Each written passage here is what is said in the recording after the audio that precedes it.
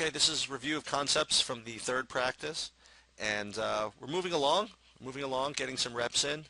Um, First thing I wanted to remind everybody is this transition cycle thing that we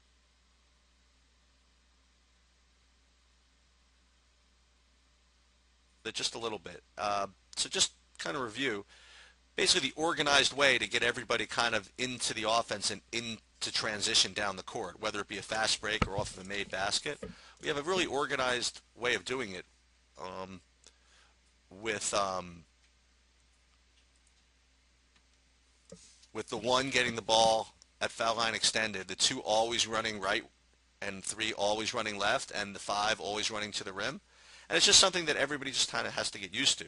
Um, and so we run these drills where we show all the different ways that people can get baskets off a transition, after this initial outlet to the one man.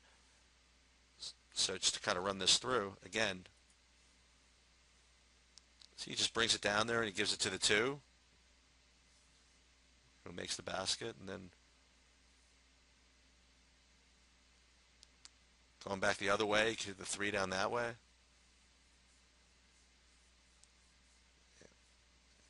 And hitting the five for a dunk or whatever our version of a dunk is. And then you can hit the four trailing like that. And I guess one thing we didn't do with the older kids yet, which we'll do the next time, is to get jump shots off of this. And it's pretty logical. I mean, the one will hit the two down there, take the shot. He wants to hit the three for a shot over there. He's got to dribble a little bit more that way. Everybody's crashing. And then we hit the four from the two for the shot from up there. Just kind of an organized way to get into transition.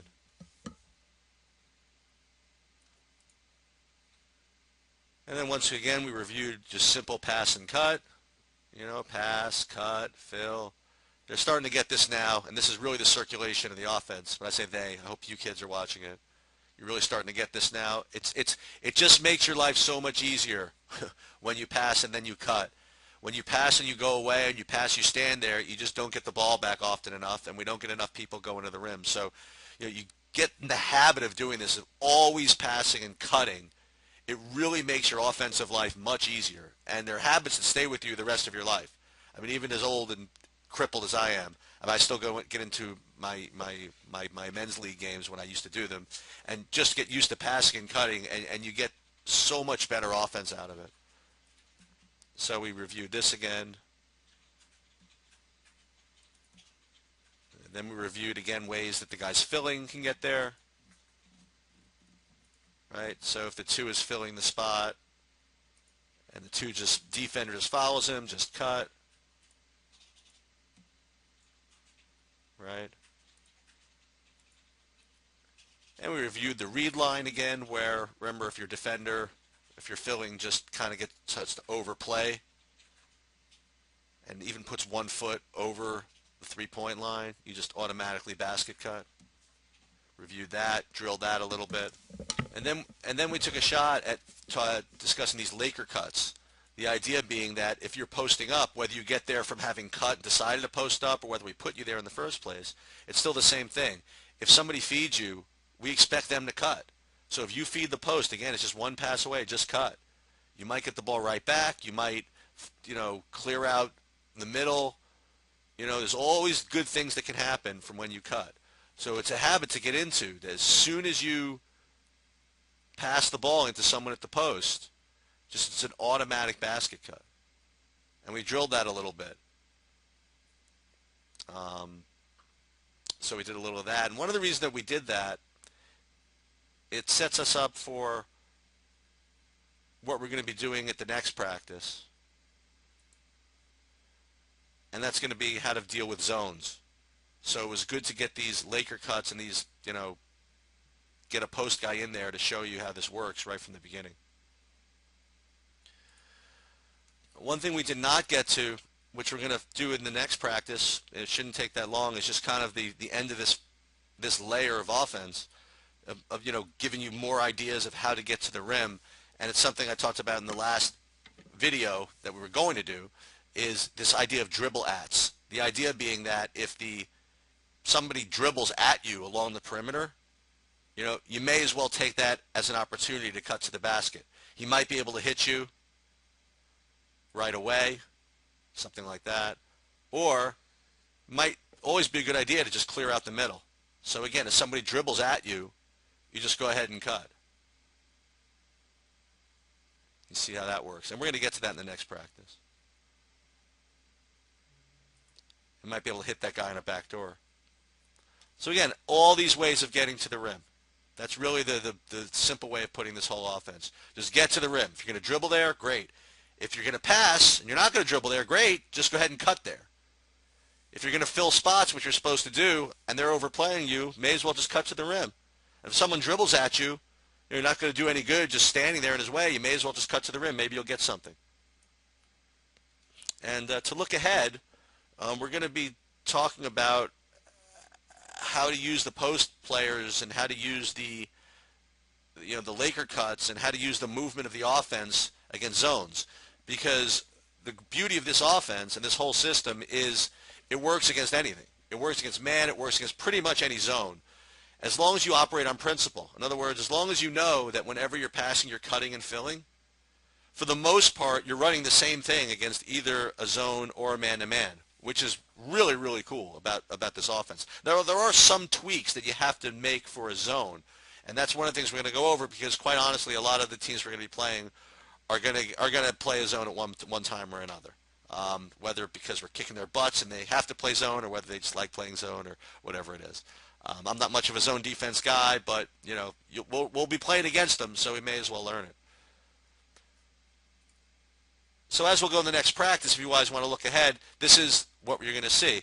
As opposed to your normal setup where you have all the 5 guys on the outside, we might just start someone right here in the mid post. Depends on our personnel.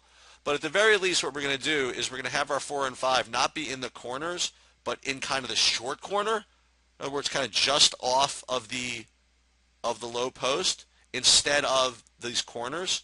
And you're going to see why in a second. But the thing to remember is that these perimeter guys, their action is still the same. It's going to be pass and cut. One's going to pass to the 3 or whatever. He's going to pass and he's going to cut. But the thing is, he's not going to make it all the way to the basket. Right? What he's going to be doing is basically just flushing out the middle and then filling out. We're going to have our post guys kind of cutting to high post and low post to fill these spots. But the action of these top guys is going to be the same. Like you'll see, it's the same thing. I mean, these guys cut and fill, and you see he's going to fill out. But the only difference is we're going to have these guys from the short corners blast to the high post. Okay? So the idea is that we're still flushing out the middle by the 1 passing and cutting, but the 4 and the 5 are going to blast to this high post. Because the high post is a very, very weak part of the zone, so it's a good idea to always attack it. Okay? But same thing. I mean, the ball reverses. Well, he passes it. He's cutting, right? Pass, you must cut. He fills. He fills. And the same thing. So we swing it. It's the same thing. 2's going to cut. 5's going to fill. And then the other post guy is going to blast to the high post. All right. So it's a much easier action actually against the zone. It's the perimeter guys are just passing and cutting the same motion as always, except the post guys, the 4s and the 5s, when you're starting kind of at the short corner, after the middle gets cleared out, you're going to take that as an opportunity to blast to that very weak position, that high post position, that's usually going to be pretty tough to defend.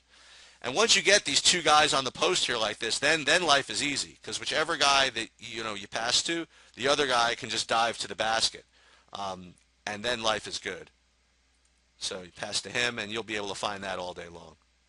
So we'll go through that in the next practice, but it's really just kind of a derivative, to use a tough word there, of the Laker cuts we've been working on and the normal pass and cut action we've been working on. So it really is just the same.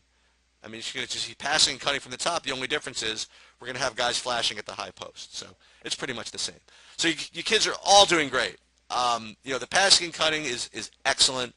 The movement with layer 2 with the Laker cuts with the post was a little fishy, but we'll get there.